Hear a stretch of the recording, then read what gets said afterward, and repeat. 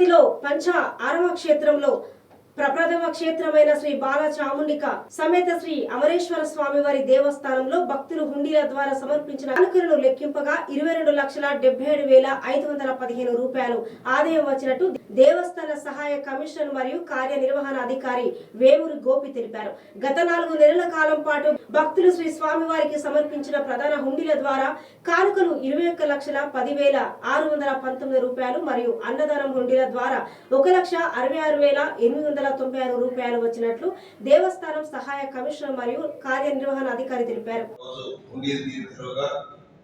మన శ్రీ అమరేశ్వర స్వామి వారి దేవస్థానం ప్రధాన హుండీల ద్వారా 21,10,619 రూపాయలు హుండీల ద్వారా చాలా మంది భక్తులు వారి యొక్క పవిత్రంగా సమర్పించిన కానుకల ద్వారా వచ్చేటటువంటిది.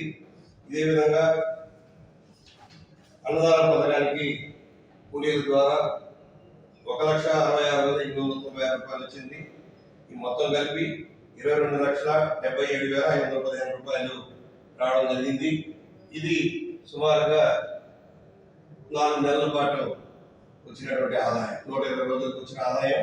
ఇది స్వామివారికి మేము వినియోగించుకుంటాం.